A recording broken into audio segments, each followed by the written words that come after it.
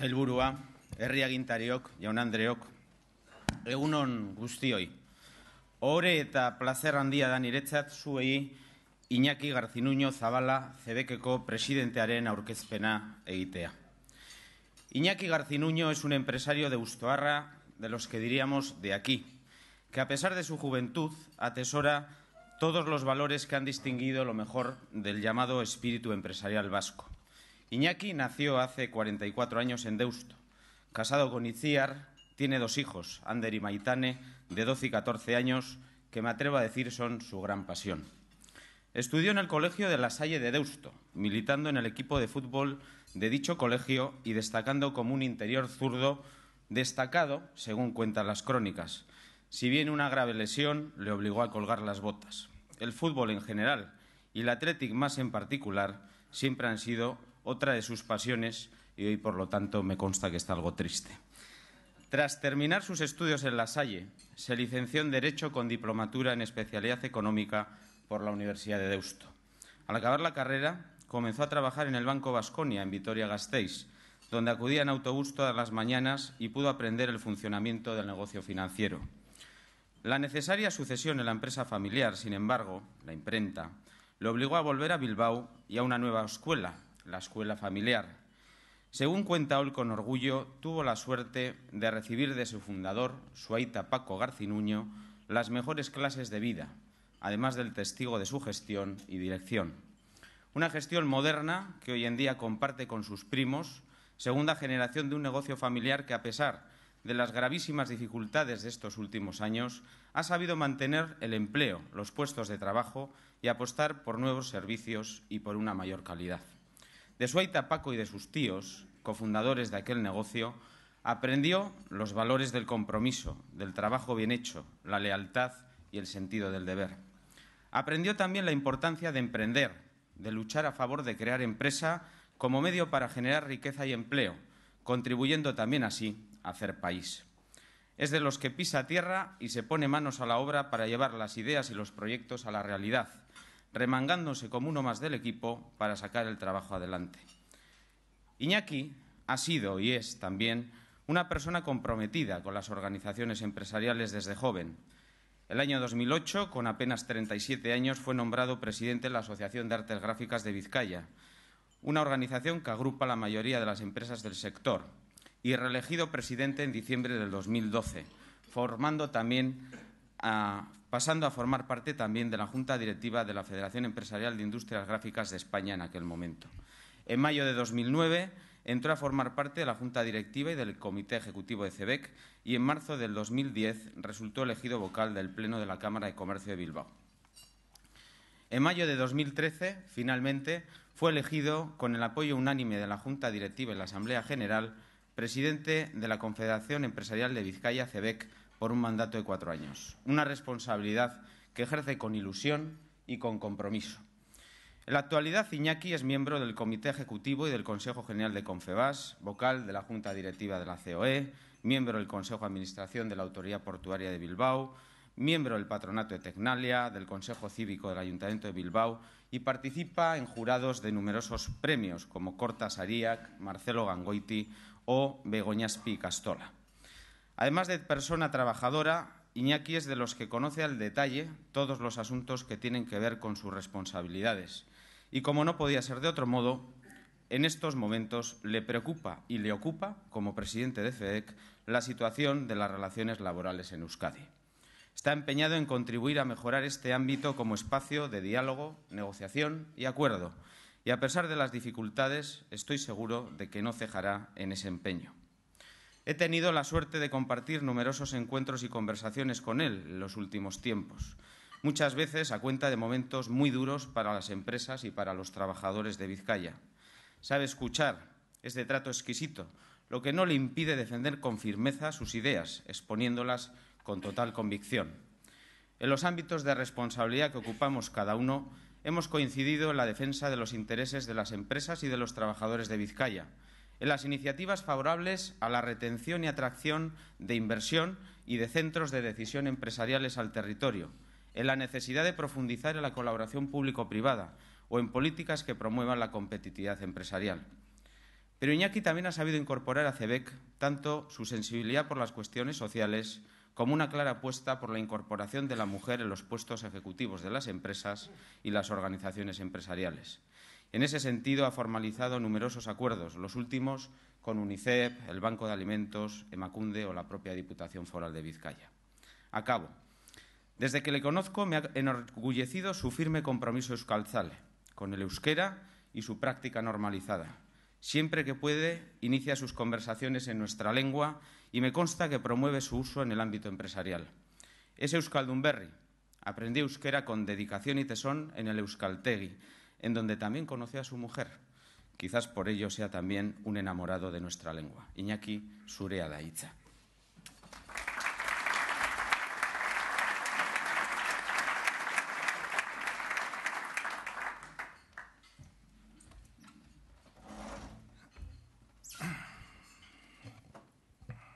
Egunon, danori. Toña sailburua, Bizkaiko Foru Alduna, Confebask eta Adegiko presidenteak, Raul Arza jauna, eta beste sindikatuen ordezkariak, eta inbeste lagunak, mila esker, benetan, zure goizeko jardunaldiko ordu hau ateratzeagatik nire hitzaldia entzuteko. Eskerrik asko bereziki, Manol Paradales aldunari, nitaz esandako hitzagatik eta nire gonbidapena aurkezten hau egiteko onartzeagatik. Hunkigarria izan da niretzako zure hitzak entzutea. Le agradezco especialmente la presentación a Imanol después de, prácticamente estar recién aterrizado del viaje comercial, de alguna forma, que acaba de realizar a Chile junto con empresarios de Vizcaya y, por tanto, prácticamente con un jet lag, supongo, salvándolo, ¿no?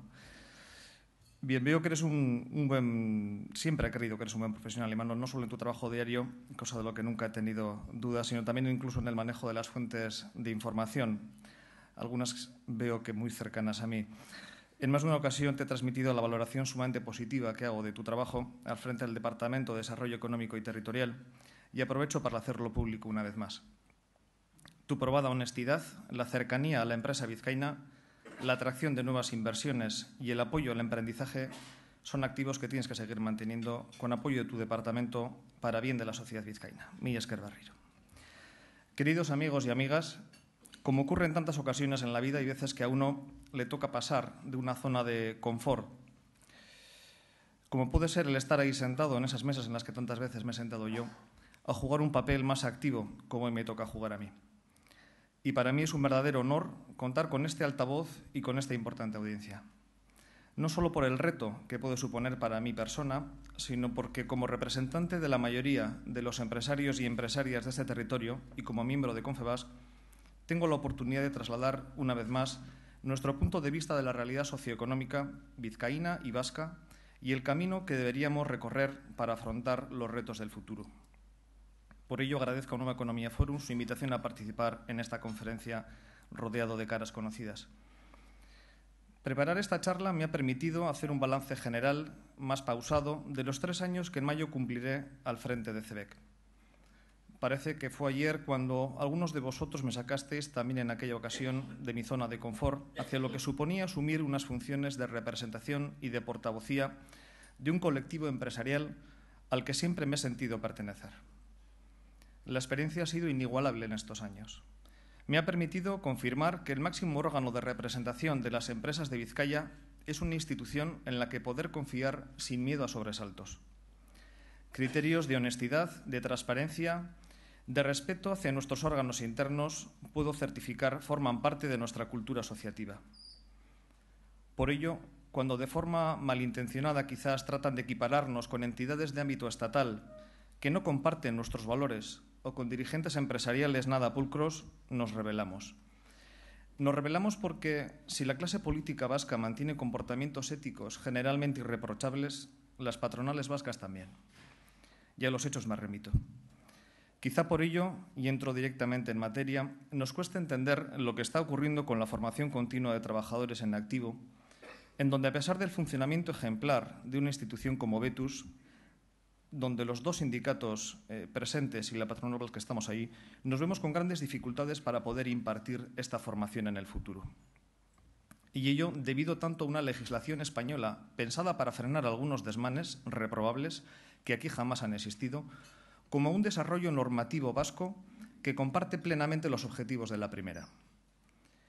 Ambas administraciones no deberían olvidar que los fondos de formación se nutren mayormente con las aportaciones de las empresas y, en menor medida, de los trabajadores, vía cotización a la Seguridad Social. Que este año 2015 las empresas y los trabajadores hemos seguido aportando fondos para la formación y que, sin embargo, este año 2015 el Gobierno vasco no ha sacado convocatoria para la impartición de dicha formación. No se debería olvidar que las organizaciones empresariales conocemos las necesidades formativas de las empresas y que en la impartición obtenemos un nivel de satisfacción de los alumnos muy elevado. Por dar un dato, CEBEC es en la actualidad la entidad de Euskadi que más alumnos atiende en formación continua de trabajadores, más de 4.000 por año. No se debería echar por tierra ni nuestra experiencia ni nuestra profesionalidad.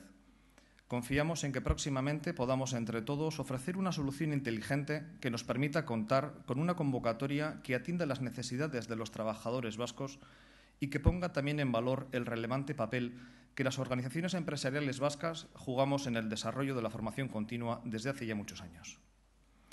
CEBEC, a pesar de tener una estructura más compleja por ser una confederación de asociaciones sectoriales y de empresas directamente asociadas, mantenemos un grado de cohesión muy importante gracias al esfuerzo de todos los que la integramos por trabajar principalmente por aquello que nos une. Somos los representantes de miles de empresas de Vizcaya, asociaciones como de la Federación del Metal, la Confederación del Comercio, Químicas, Construcción, Gráficas y así hasta más de 60 están agrupadas en CEBEC bajo el respeto a la identidad individual de cada uno. En nuestra diversidad, en nuestra unión y en nuestra representatividad está nuestro valor. El acceso a sus órganos directivos o el funcionamiento de los mismos están sujetos a unas normas públicas y transparentes que se cumplen sin excepciones. Se quedarían sorprendidos del grado de detalle que contienen nuestros presupuestos y el descargo de los resultados anuales. Junto con el resto de patronales vascas, somos los únicos agentes sociales que a día de hoy cumplimos la ley de transparencia al incluir en nuestra web las cuantías de nuestras principales cuentas contables. Como marcan los estatutos, ningún miembro de los órganos directivos cobra remuneración alguna por asistencia y el cargo de presidente es rigurosamente gratuito. Hasta tal punto llega nuestro compromiso que cualquier remuneración percibida por un representante de nuestra organización por pertenecer a un consejo de administración que lo tenga estipulado debe ser reintegrada en CEBEC. Coincido con aquellos que piensen que esta forma de actuar es la correcta, pero créanme, no siempre es la habitual. Ejercemos nuestra actividad en múltiples servicios ofrecidos a las empresas. Este año, 2015, acabaremos con más de 12.000 personas inscritas en nuestras jornadas, actos y mesas redondas. Algunos de ellos orientados en exclusiva a nuestras empresas asociadas y otros como el nuevo programa para el fomento de la igualdad de género en las empresas o la misma negociación colectiva para beneficio de la generalidad de las empresas y de la propia sociedad. De ahí que recordemos frecuentemente el papel social que la Constitución española y la legislación internacional atribuyen a nuestra actividad y a la de los demás agentes sociales.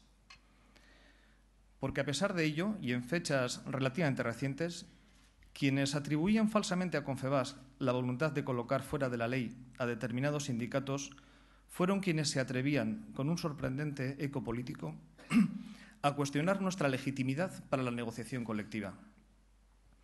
Pretenden cuestionar la representatividad de instituciones como CEBEC, que representamos a miles de empresas de todos los sectores, a quienes con más de 100 años de historia hemos obtenido el reconocimiento sindical en las propias mesas durante más de 30, a quienes hemos firmado decenas y decenas de convenios colectivos que han dado lugar a unas tablas salariales significativamente más elevadas que las de nuestro entorno y, por tanto, redistributivas de la riqueza generada. Nuestra legitimidad como patronal más representativa no nos la da ni nos la quita una estrategia sindical. Nos la da nuestro trabajo diario y seguiremos trabajando a pesar de las dificultades y de las nuevas formas de presión con firmeza, con prudencia, con proporcionalidad y con independencia, para hacer de la empresa el motor del desarrollo económico de nuestro territorio, que es el desarrollo de la propia sociedad. Porque después de estos pocos años tengo el convencimiento de que las organizaciones empresariales y también las sindicales no solo son agentes sociales imprescindibles para gestionar las relaciones laborales privadas, somos también elementos claramente condicionantes de la competitividad de un país, de sus empresas y de su administración. Y quizá sobre este pilar deban descansar nuestras reflexiones como país. ¿Qué tipo de sindicatos, qué tipo de organizaciones empresariales y qué tipo de administración pública necesita Euskadi para dar respuesta a las demandas de la sociedad en la que vivimos? En lo que a las empresas y a las organizaciones empresariales corresponde, debemos incidir aún con más énfasis en todas aquellas cuestiones vinculadas a la responsabilidad social corporativa. La sociedad vasca, como todas las sociedades desarrolladas de nuestro entorno, reclaman a las empresas una mayor atención en cuestiones vinculadas al desempeño personal en el trabajo. En este orden de cosas, debemos seguir trabajando en un área tan importante como es el de la prevención de riesgos laborales. A pesar de que los índices de siniestralidad marcan una tendencia favorable en los últimos 4 años, hemos tenido que lamentar la pasada semana 2 trágicos accidentes que empañan este esfuerzo y que lamentablemente confirman un cambio de tendencia a peor en este 2015. Mi solidaridad hacia las familias y los compañeros de estas 2 personas. Yo he dicho en alguna ocasión que en esta sociedad nadie debería morir trabajando. El trabajo es importante, pero la vida lo es mucho más. Sin embargo, si lo analizamos racionalmente, vemos que son muchas las situaciones de riesgo diario a minimizar. Y aunque sin duda alguna siempre debemos ser exigentes, hasta en las mejores compañías pueden producirse estas situaciones. Conozco bien el puerto de Bilbao y me consta el enorme esfuerzo que se ha llevado a cabo en prevención desde hace muchos años, hasta dar con unas cifras de siniestralidad realmente bajas. Ha sido una desgracia que no debe empañar todo ese trabajo bien hecho. Pero así como un error humano, un desvanecimiento o la propia fatalidad también tienen su hueco en estas desgracias, me resulta incomprensible, por ejemplo, que en nuestros tiempos alguien pueda caerse de un tejado por trabajar sin tener colocado el correspondiente arnés. Eso no debe ocurrir. La normativa de seguridad está para cumplirse y no ampararemos ningún relajamiento en este tipo de medidas. La seguridad no debe depender nunca del presupuesto de un departamento financiero. Su cumplimiento es una cuestión de cultura empresarial, en donde empresarios y trabajadores debemos trabajar más unidos que nunca. Por eso, en proporción con el grado de industrialización, nuestros datos siempre han sido menos malos. Y así debe seguir siendo. El objetivo solo puede ser siniestralidad cero. También quiero aprovechar para denunciar la manipulación que suele acompañar a los accidentes laborales. Son recurrentes las acusaciones a la empresa haciéndola responsable del 100% de los accidentes, independientemente de lo que haya ocurrido o de la posible responsabilidad del trabajador. Ni siquiera se espera ya el informe de Osalan. En este tipo de cuestiones tan sensibles deberíamos ser más serios y hacer menos demagogia. La igualdad de oportunidades en la empresa es otra de las materias que desde CEBEC tratamos de fomentar, como ha dicho Imanol. Agrupadas bajo un programa que denominamos Empresa en Bardín y que cuenta con el apoyo de su departamento, hemos desarrollado una serie de actuaciones a ejecutar durante el 2015 y el 2016 en orden a implementar un verdadero trato igualitario entre hombres y mujeres en todos los aspectos vinculados a la empresa. Queremos sensibilizar a las empresas no solo por justicia social de dicha reivindicación, sino también por las ventajas económicas que reporta a la empresa la puesta en marcha de un plan de igualdad. Las organizaciones empresariales somos un fiel reflejo de la fuerte masculinización de los puestos directivos de las empresas vascas y reproducimos los mismos esquemas. Las buenas prácticas mostradas por empresas de nuestro entorno son la mejor demostración de que caben variadas formas de afrontarlo y que sus resultados en cuanto a satisfacción de trabajadores y productividad general no tardan en llegar. Debemos adoptar sin dilación un compromiso firme entre todos y todas para revertir esta situación. En lo que a financiación de las organizaciones empresariales se refiere, quisiera desenmascarar con rotundidad las frecuentes afirmaciones de algunos sindicatos que nos acusan de estar financiados fundamentalmente con subvenciones públicas. Es una absoluta falsedad. Somos organizaciones austeras, de plantilla ajustada y con unos recursos limitados, en donde las cuotas de nuestros asociados tienen un componente muy importante. Las patronales vascas no recibimos ninguna financiación a fondo perdido. Por el contrario, nuestra presencia en los consejos de administración de diferentes organismos públicos como el CRL, Obetus, Lanbide, Osalan o el CES nos aportan una remuneración que compensa en parte la responsabilidad y el servicio que tal actividad genera. Percibimos dichas cantidades por trabajar, no por asistir. Concretamente, en lo que vamos de año, Confebask ha participado en 7 reuniones del CRL, 24 de Obetus, 26 de Lanbide, 12 de Osalan e innumerables del CES, aportando conocimientos, análisis e informes. La participación en la mesa de diálogo social no está remunerada, a diferencia de lo que ocurrirá en Madrid próximamente. Por el contrario, la organización que dirige Adolfo Muñoz acaba de recibir del Departamento de Empleo del Gobierno vasco 457.737 euros y del Ministerio de Empleo del Gobierno de España 277.582 euros. En ambos casos, para el sostenimiento de su estructura y proporcional a su representatividad.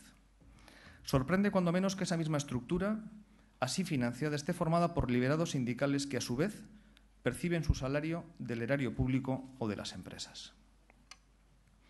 Siendo esta la realidad, cada vez se hace más necesaria la existencia de una normativa que regule el sostenimiento económico de las organizaciones empresariales y sindicales, tal y como ocurre en un número importante de comunidades autónomas.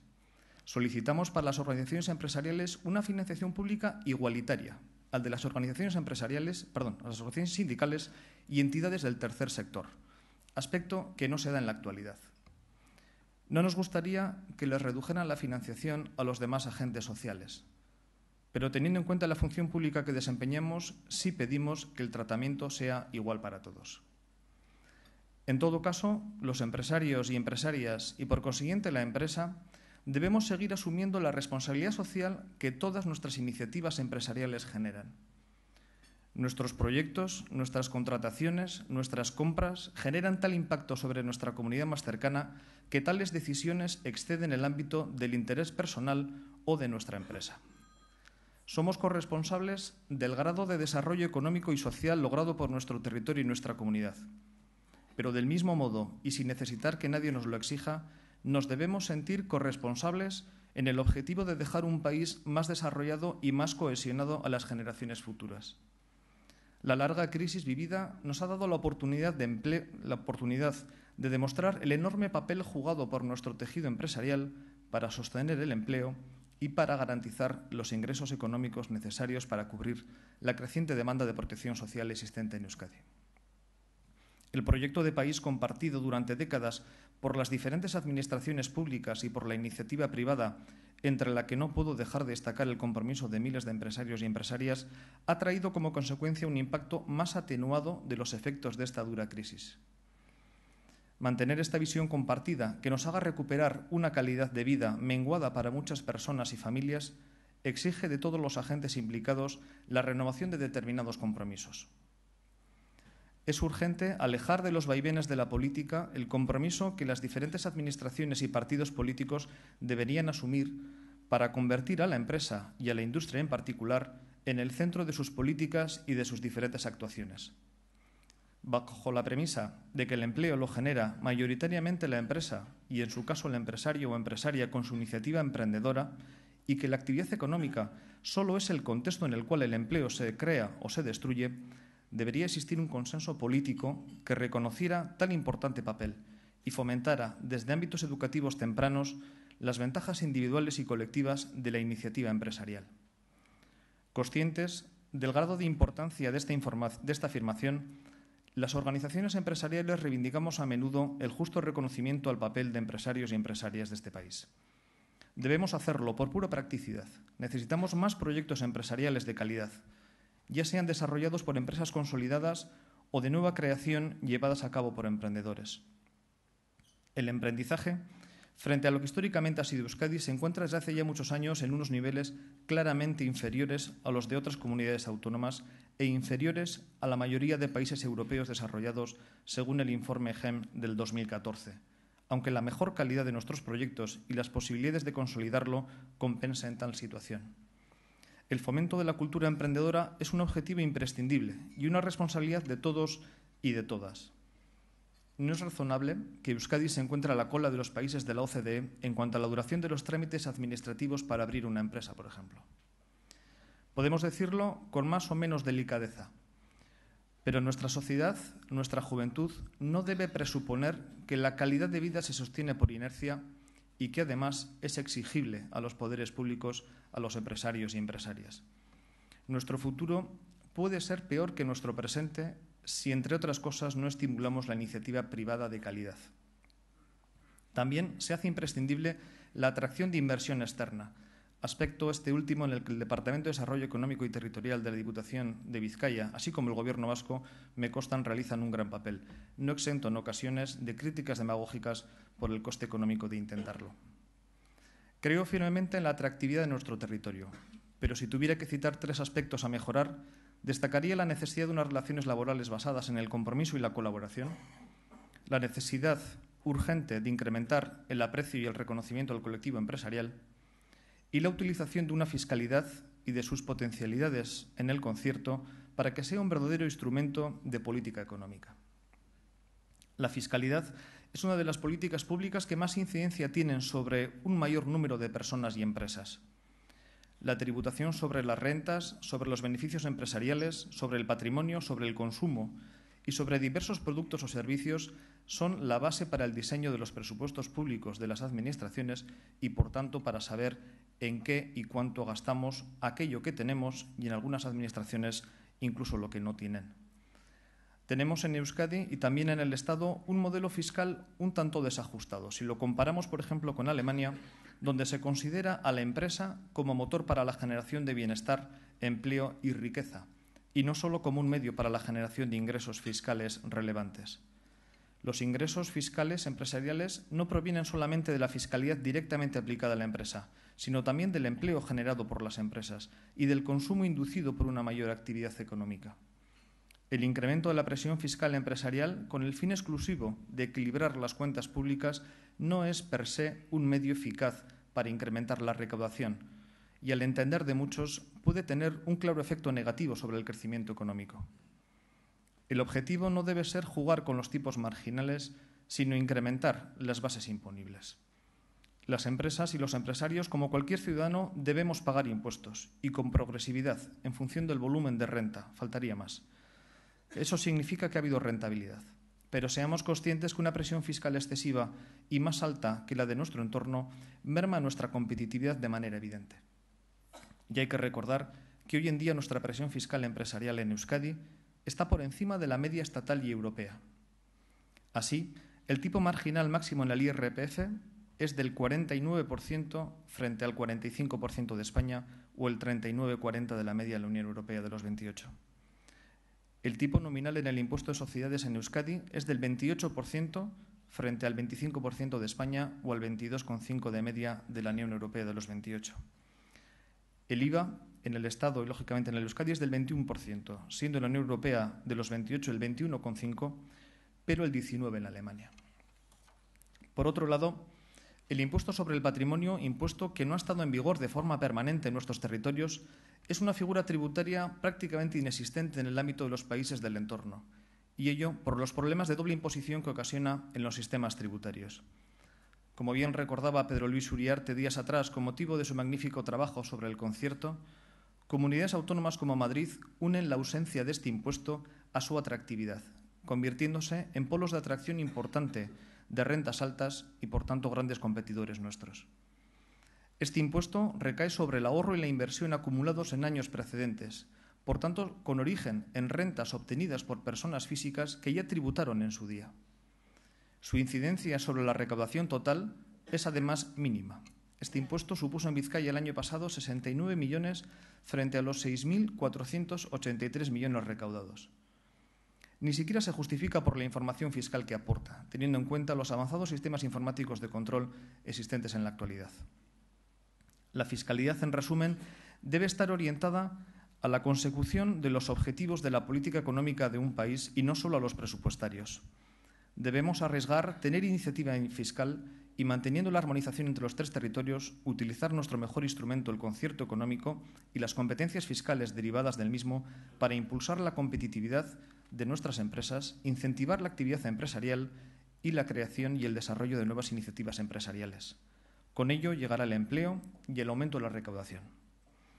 La reactivación económica necesita de todo el presupuesto público disponible y de todas las capacidades a nuestro alcance para consolidar una situación que deviene positiva, pero que aún es muy sensible a datos o circunstancias extraordinarias.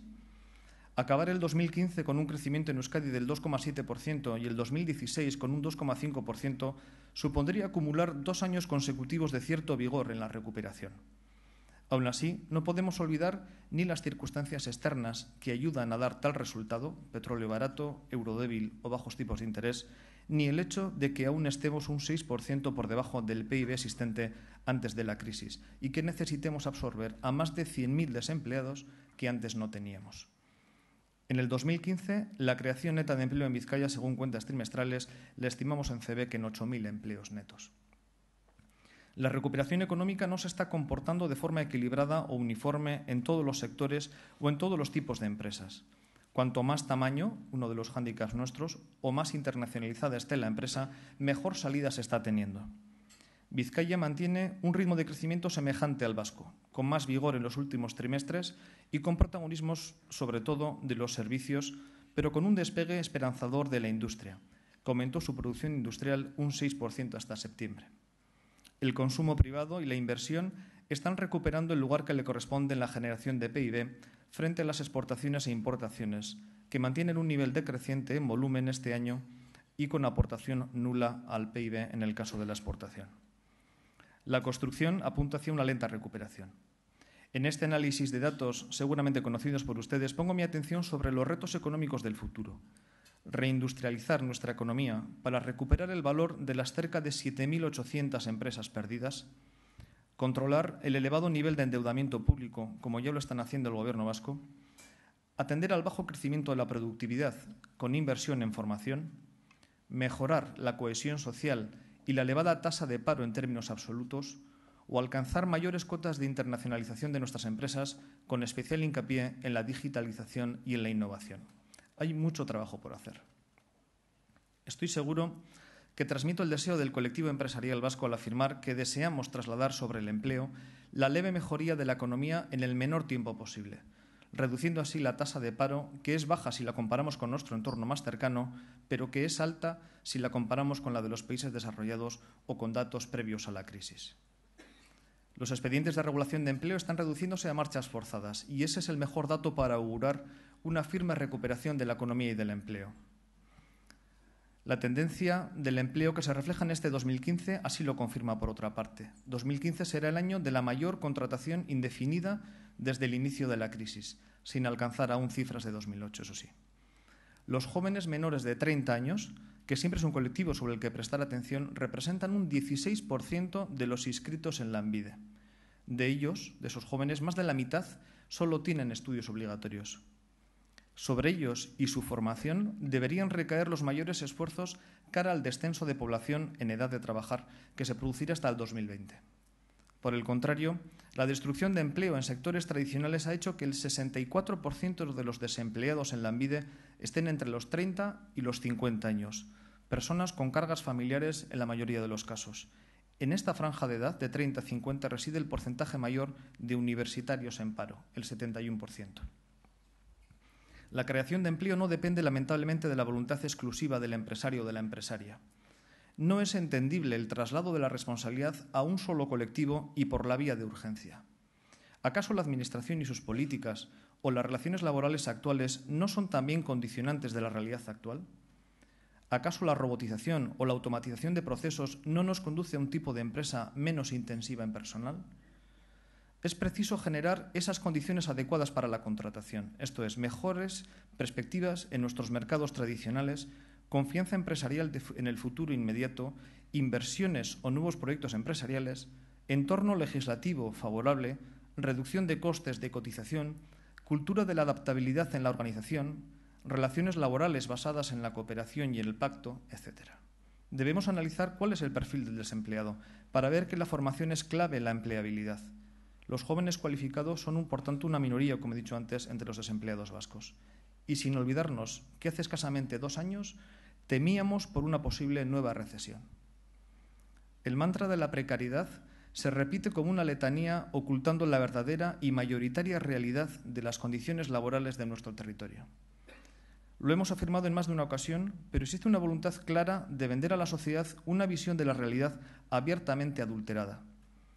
No podemos afirmar con absoluta rotundidad que la calidad de los contratos vascos es precaria cuando 4 de cada 5 contratos actualmente existentes en Euskadi son contratos indefinidos, el porcentaje más elevado de todo el Estado, cuando el 83% de los contratos son a jornada completa, cuando los niveles de desigualdad están en Euskadi en niveles similares al de los países nórdicos.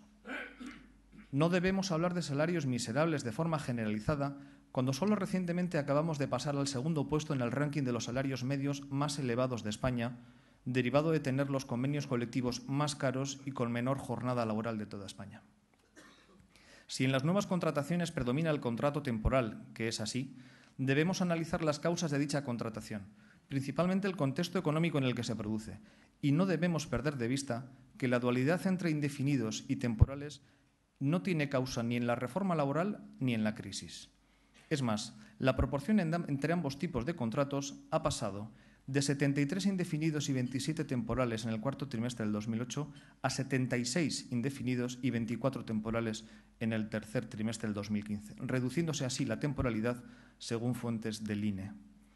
En todo caso, las organizaciones empresariales somos conscientes, y así lo hemos hecho público, de la necesidad de hacer un esfuerzo por primar la contratación indefinida frente a la temporal, principalmente cuando la causa de producción que empujaba a elegir a un contrato temporal ha desaparecido.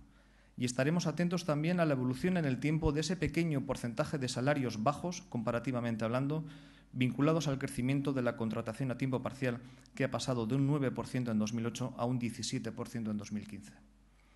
Pero no olvidemos que también nuestras empresas conocen la precariedad de unas ventas inciertas y no garantizadas, con unos márgenes mucho más bajos que antes de la crisis, por no hablar de quienes aún no han salido de ella. La calidad de nuestros contratos ha sido buena, amparada por unos convenios colectivos caros comparativamente hablando, y sigue siendo buena, en la medida en la que de forma generalizada las empresas han mantenido las condiciones laborales y salariales de los trabajadores. Es más, los incrementos salariales se están dando en sectores completos y en empresas sin que haya habido pérdida de poder adquisitivo durante la crisis, según el INE, a día de hoy y siempre en términos de media. El coste salarial total mensual, según el INE, ha pasado de 2.297 euros en 2008 a 2.393 en 2014.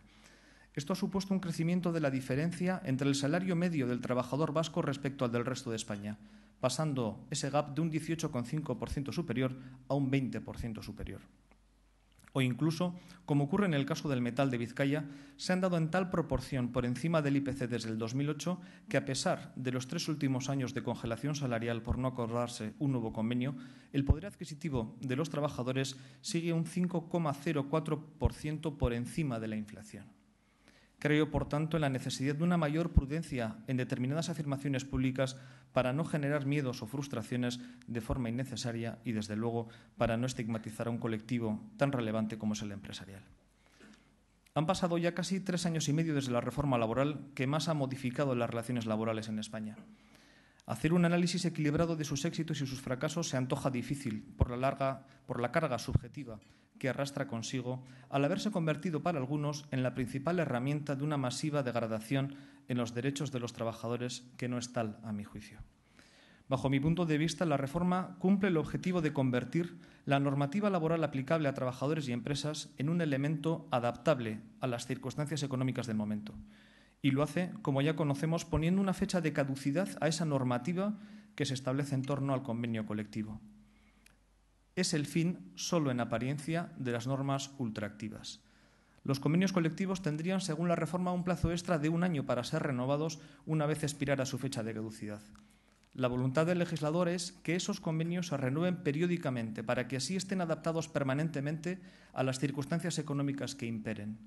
De esta forma se pone freno a la desmotivación que se percibía en la mesa de negociación al saber la parte sindical que el convenio recién vencido aportaba unas condiciones ya conquistadas y que se iban a mantener en el tiempo mientras no hubiera acuerdo. De ahí solo se podía ir a mejor para el trabajador, naturalmente. Este punto de partida en la negociación era absolutamente desequilibrado en favor de la parte sindical. Por eso, la obligación de pactar que la reforma ampara ha sido, a mi juicio, un elemento clave. Era importante que una normativa pensada para una época de expansión económica no actúe como un corsé en una época de crisis, impidiendo la competitividad de las empresas. Evidentemente, la reforma tiene muchos defectos. Para empezar, si la reforma fue pensada, que no lo creo, para acabar con la dualidad entre contratos indefinidos y temporales, su fracaso es evidente. Desde luego, no pretendía generar empleo, bastante si ayudaba a no eliminarlo.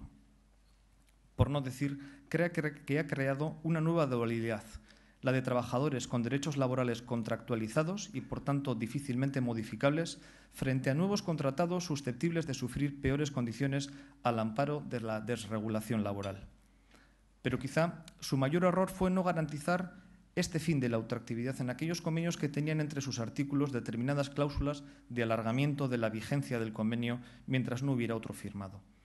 De tal forma que este aspecto y muchos otros vinculados, por ejemplo, a expedientes de regulación de empleo o a causas de despido objetivo, fueron inmediatamente judicializados y resueltos en contra de la voluntad del legislador y a favor abrumadoramente de la parte trabajadora, en lo que ha sido, a mi juicio, una injerencia evidente del Poder Judicial en el legislativo, al contrario quizás de lo que estamos acostumbrados. La judicialización no ha sido buena para nadie, pero mucho menos para los intereses de las empresas, que no tendrían que ser tan dispares de los intereses de los trabajadores.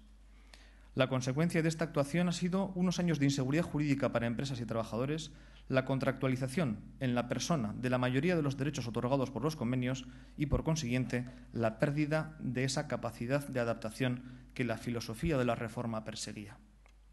Pero destacaría sobre muchas otras cosas que la reforma no ha dado lugar al abismo laboral que se predecía desde ambientes no solo sindicales, ni ha dado lugar a un aumento de la conflictividad. Bien al contrario, esta se ha reducido de manera notable.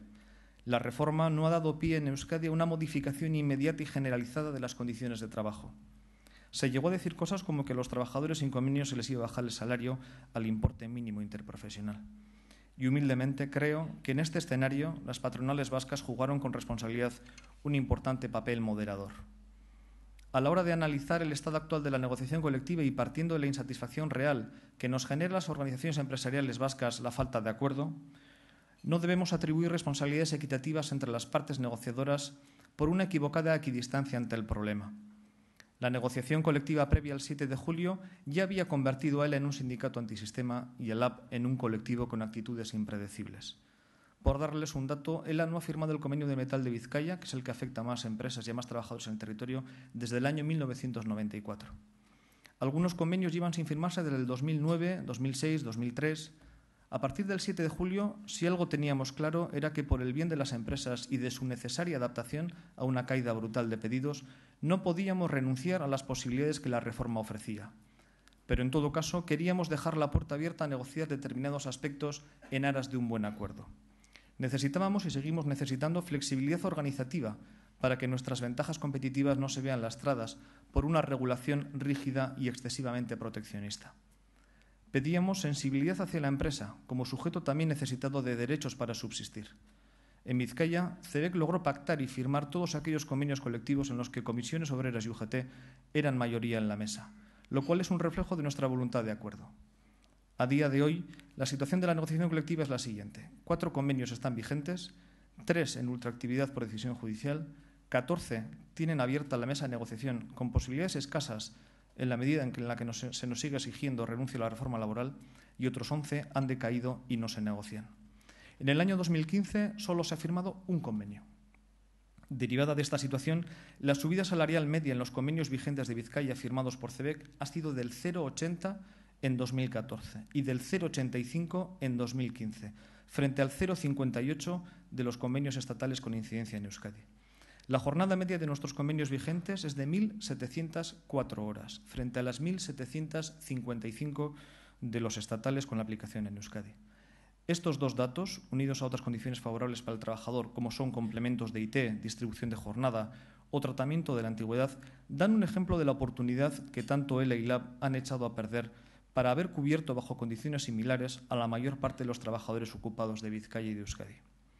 La alternativa a esta situación ofrecida principalmente por ELA ha sido el convenio empresa por empresa con pretensiones de poder obtener condiciones aún más favorables al ser posible una presión mayor. Los datos indican que esta estrategia ha sido un absoluto fracaso. Por una parte, porque el número de convenios de empresa firmados y el número de trabajadores amparados por ellos es sumamente escaso y poco significativo.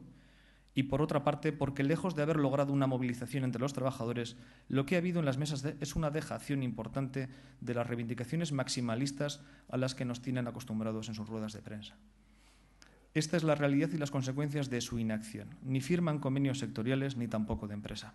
Y entre medio, los convenios estatales tratan de ganar terreno a la negociación provincial. Hay materias reservadas por ley a convenios estatales. En otros casos son los convenios estatales los que se reservan materias que antes eran provinciales, cuando no aplican cláusulas de estructura, dando prioridad aplicativa a su normativa en determinadas materias. Esta preocupante pérdida de ámbitos de negociación convierte en papel mojado el manido término de marco vasco de relaciones laborales.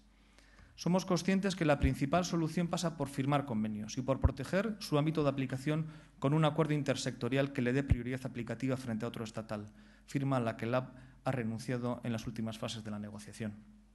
Pero al mismo tiempo no podemos esconder nuestro pesimismo en revertir una situación en la que una parte mayoritaria de los representantes sindicales se siente cómoda, incluso legitimada por unos resultados electorales que les son favorables.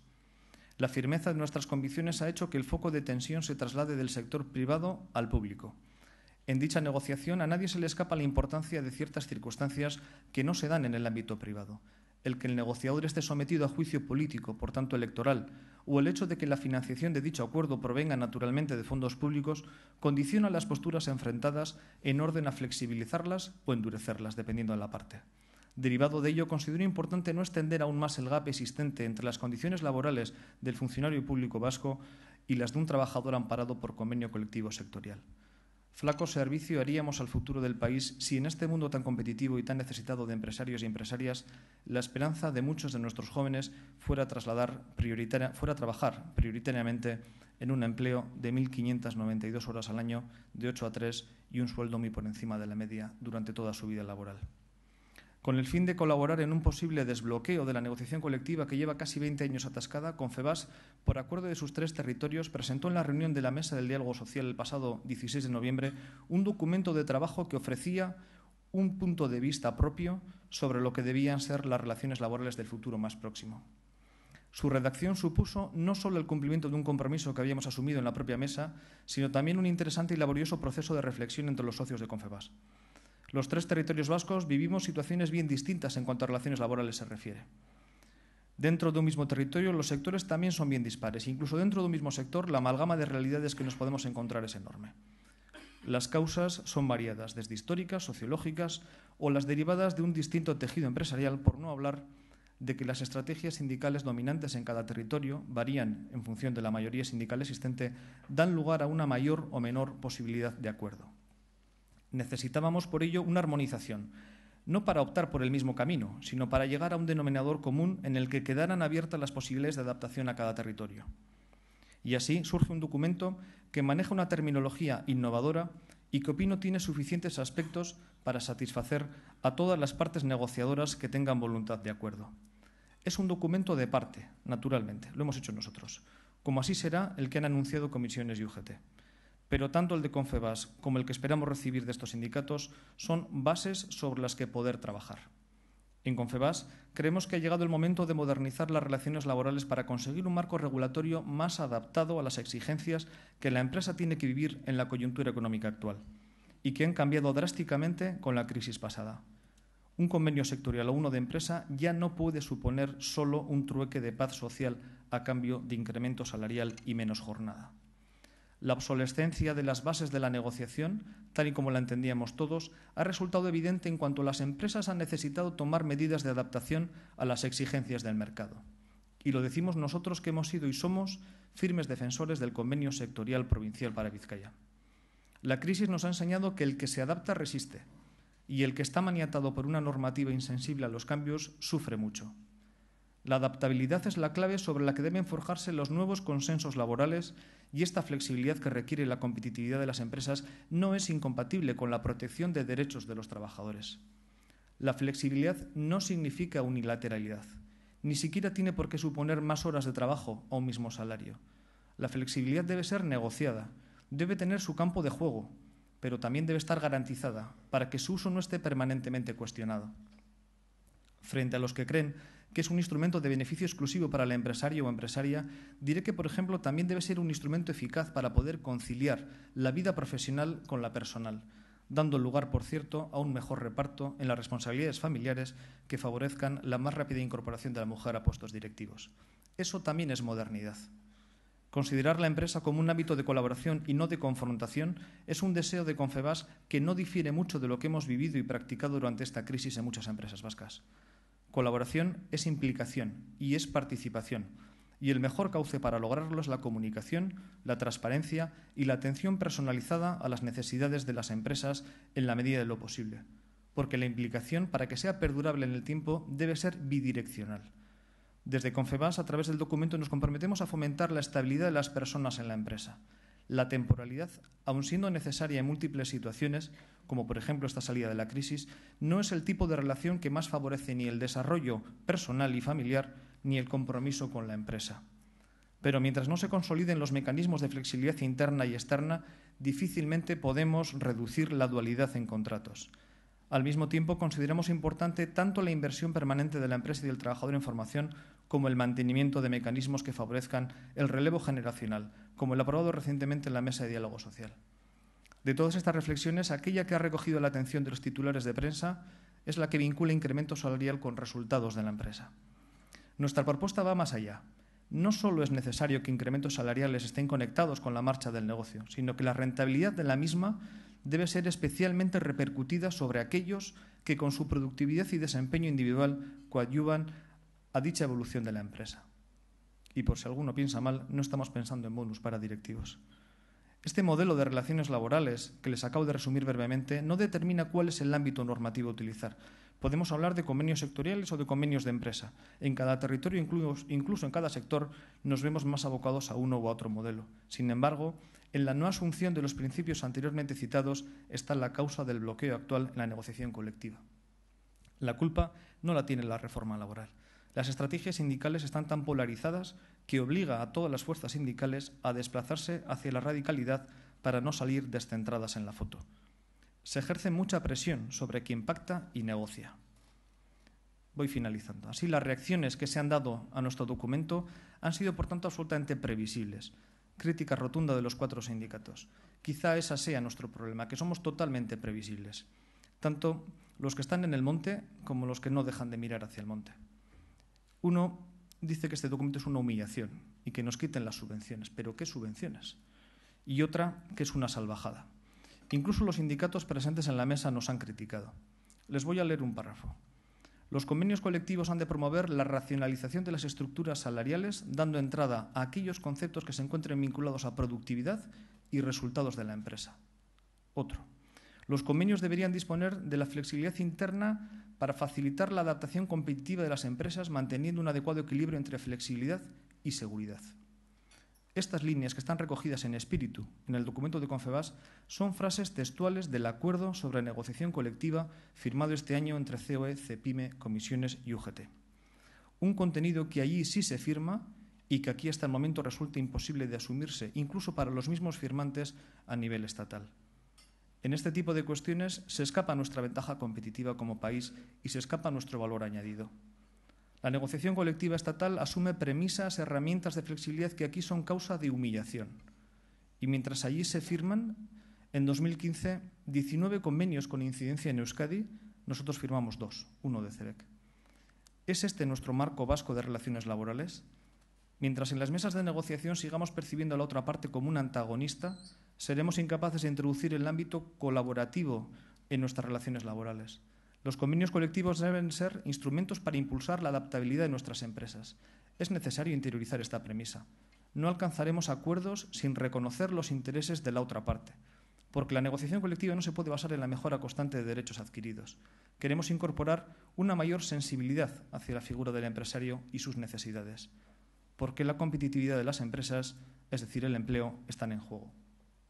Y mientras desde Confebask tratamos de allanar el camino pedregoso del acuerdo, ELA y LAB no manejan otro discurso que el de la confrontación. Las llamadas permanentes a la movilización y a la lucha evidencian la parálisis de su estrategia. Termino ya así.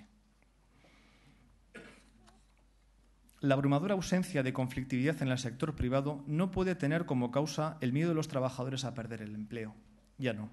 La recuperación de la actividad económica, aunque sea de forma desigual, está dando como consecuencia los menores niveles de regulación de empleo en muchos años.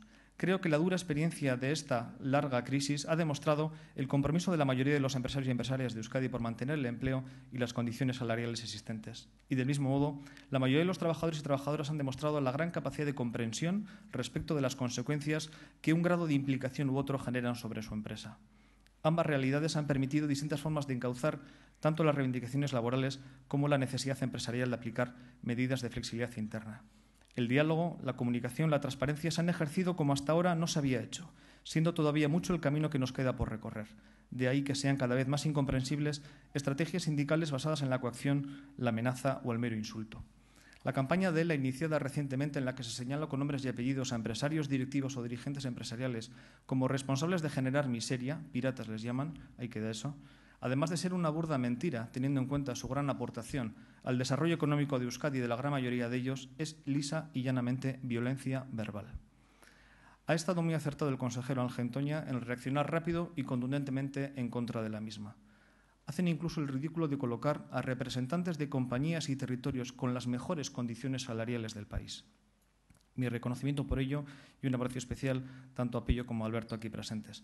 No es la primera vez que esto ocurre. En fechas posteriores al 7 de julio fuimos los dirigentes empresariales vascos los identificados con nuestras caras bajo el insulto de Putriak o con pancartas debajo de alguna casa sin que pudiéramos agradecer excesivos apoyos. Quizás sea por eso que he oído alguna vez por la calle cuando te dicen que tú tienes que estar acostumbrado a eso. Pues no, yo no me acostumbraré a eso nunca, ni cuando soy yo el señalado, ni cuando lo son los demás, ni cuando es un insulto, ni cuando era una diana. ¿Acaso no hemos aprendido nada hasta ahora? ¿A esto se referían cuando anunciaban otras formas de lucha? En Confebask defendemos la libertad sindical y su importante papel como agentes sociales. Respetamos las distintas formas legales de acción sindical, incluso la posibilidad de que la acción sindical suponga la dejación de las funciones típicas de un sindicato. Pero jamás aceptaremos que se traspase la línea roja de la coacción, como lo ha hecho ahora ELA y el 7 de julio LA. Quienes, por el contrario, creemos en el diálogo como el mejor instrumento para el acuerdo, nos hemos sentado en torno a una mesa de diálogo social, que tendrá más o menos recorrido, pero que en todo caso refleja una voluntad. En ella estoy convencido que podemos hacer mucho más, a pesar de que ha habido avances y acuerdos. Quisiera finalizar solicitando un compromiso público de todas las instituciones y de la propia sociedad en favor de la vocación empresarial.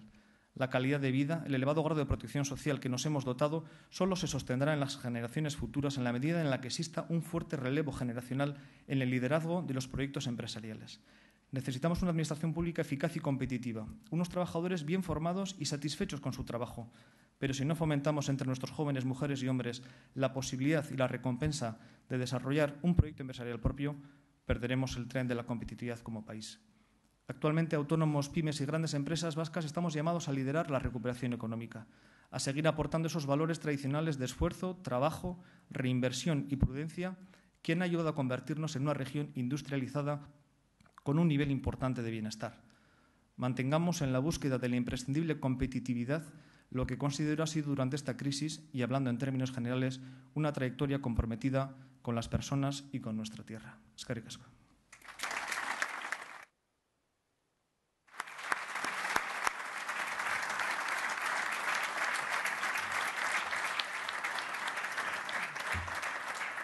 Gracias, don Iñaki Garcinuño, por su excelente exposición de la coyuntura actual, tanto en Vizcaya, en Euskadi, vinculándola con el Estado. Vamos con las preguntas. Vamos a cumplir el horario previsto hasta las 10:15 aproximadamente. La primera hace mención al I+D, Investigación y Desarrollo. El Eustat, le trasladan, ha publicado este pasado viernes los datos de 2014 correspondientes a I+D. La financiación de las empresas al I+D ha disminuido en 2014. ¿Cómo valora este hecho? A mi juicio, yo creo que sí era importante que hubiera una nueva regulación al respecto, ¿verdad? Nosotros, Euskadi, siempre ha sido un territorio tremendamente potente en ese aspecto y, bueno, la realidad es los importantes y grandes centros tecnológicos que tenemos. Pero sí es cierto que la financiación del I+D tiene que estar mayormente orientada hacia la búsqueda de unos resultados concretos, de una aplicación práctica sobre la empresa y a la obtención, en muchos casos, de unos niveles de patentes que ahora mismo no tenemos. Por tanto, esa regulación yo creo que era necesaria. Es indudable que los recortes presupuestarios condicionan mucho el grado del volumen de financiación pública que tiene que llegar, pero en todo caso, como considero, creo que es imprescindible el poder regularlo y, por tanto, la financiación tendría que estar, en todo caso, orientada a resultados palpables y concretos sobre las empresas. Dos preguntas sobre emprendizaje. Ha indicado que el emprendizaje es muy bajo en Euskadi.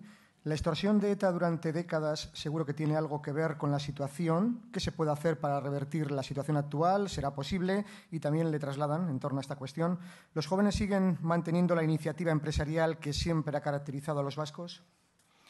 Pues yo eso creía también, pero realmente uno ve los índices de emprendizaje y no son tales, ¿no?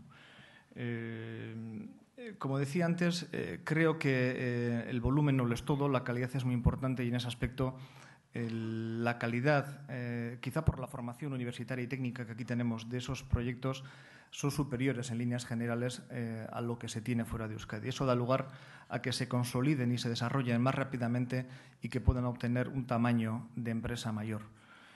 Naturalmente, el estigma que arrastramos desde épocas pasadas no ayuda en nada a que los jóvenes vean en la vocación empresarial una salida individual adecuada, quizás para su futuro, ¿no? Y por ahí iba yo cuando decía que no deberíamos quizás primar tanto el empleo público sobre el privado, ¿no?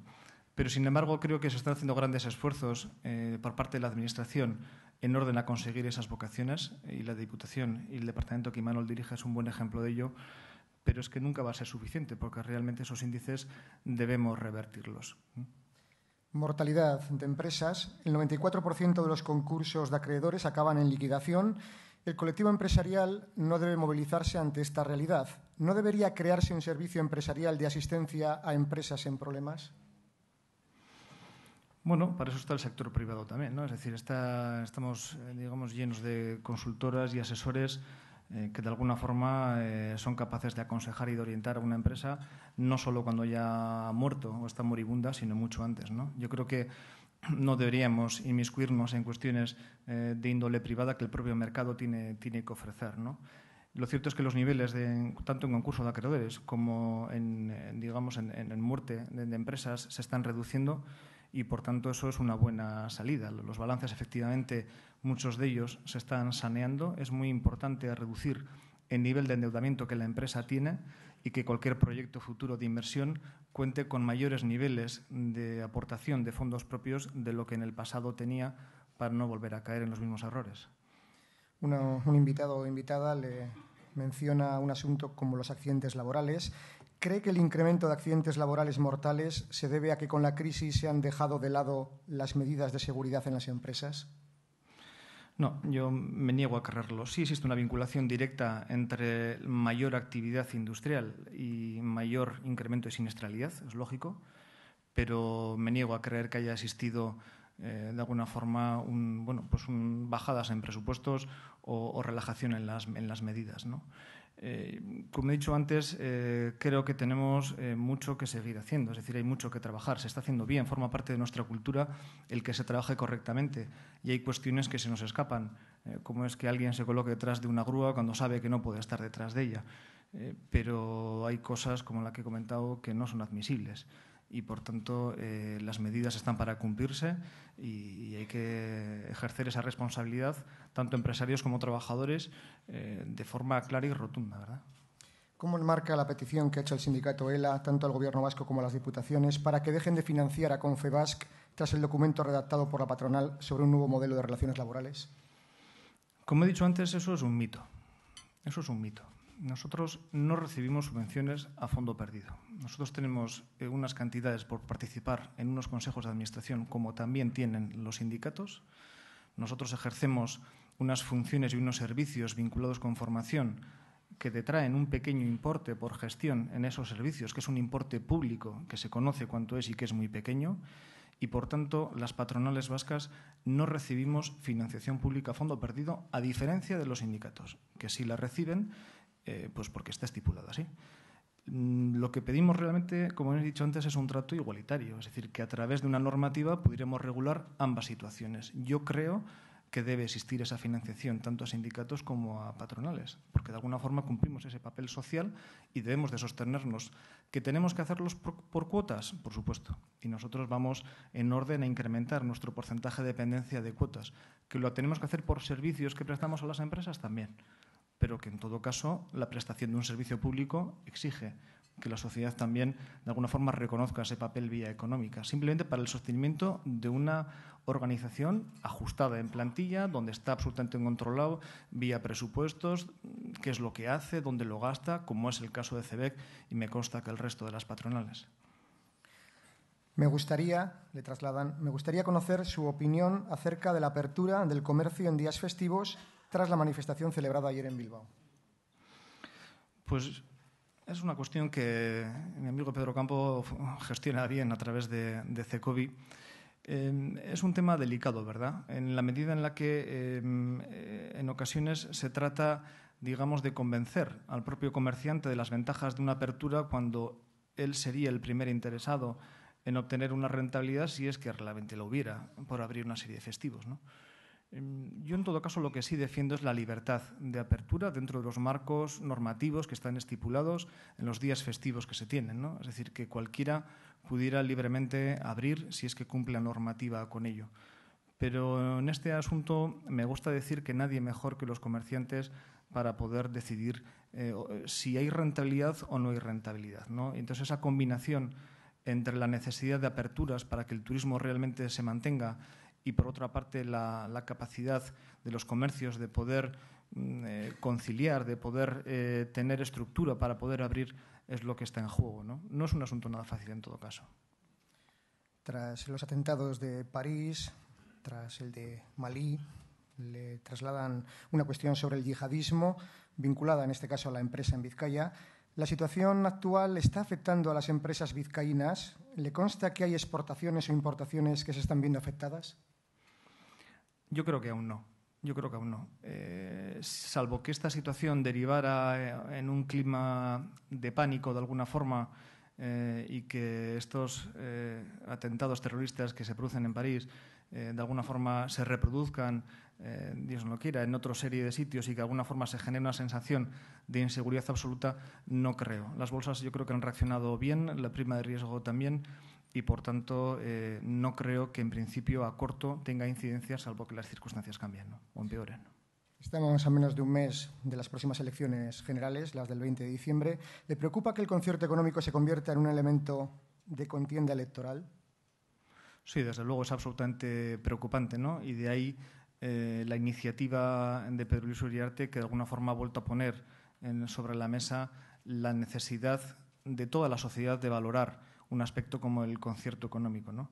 El hecho de que haya partidos políticos que lo lleven en su programa electoral, es absolutamente determinante, ¿no? Hay que hacer mucha pedagogía. Yo creo que internamente se está haciendo bien, hace falta hacer más, pero sobre todo externamente también, ¿no? Como bien decía Pedro Luis, el concierto económico proviene de la época de Cánovas, cuando el sistema foral en 1876 se elimina y de alguna forma necesita aplacar toda esa exaltación popular y lo hace otorgando el concierto económico, ¿no? Pero por otra parte hay que decir que el Estado jamás había recaudado impuestos en Vizcaya, en los territorios forales, y por tanto no tenía ninguna capacidad para hacerlo, ¿no? Ese componente histórico tiene su peso, es un ejercicio de responsabilidad plena tener un concierto. Si recaudas, tienes para gastar; si no recaudas, vas a tener que seguir pagando lo mismo al Estado. Eso es insostenible seguramente en la mayoría de las comunidades autónomas de España. Y también, ya la última pregunta está vinculada a este asunto. ¿Le preocupa que un partido emergente como Ciudadanos apueste por eliminar el concierto económico y el cupo? Sí, sin duda ninguna. Veremos a ver qué resultados se producen y qué pactos se generan. De todos modos, yo soy optimista. Yo creo que no pueden atreverse a la eliminación de un asunto de este tipo. Seguramente todo vaya en la línea de pretender recalcularlo y hacer que pudiéramos mejorar o pagar más en cuanto al 6,24 actual, pero frente a ello lo que hay que defender es que Euskadi no llega al 6,24. Hace muchos años que estamos por debajo de ese nivel, por tanto no está justificado el incremento de ese cupo, ¿no? Muy bien, pues antes de concluir este foro de debate y reflexión, el patrocinador de este foro en Europa con don Iñaki Garcinuño, del Grupo Santander, quiere agradecer la presencia de todos ustedes. Tiene la palabra Patricia Arias, directora territorial País Vasco del Banco Santander. Muy bien. Pues gracias a todos los asistentes y gracias al foro por invitar al Banco Santander a patrocinar estos desayunos. Eskerrik asko Imanol Pradalesi, Bizkaiko Foru Aldundeko, Ekonomia eta Lurralde Garapeneko diputatuari. Eta eskerrik asko Iñaki Garcinuño, CBKko presidenteari. En el Santander, uno de nuestros objetivos es estar cerca de las empresas vascas y ser socios financieros en su desarrollo y crecimiento.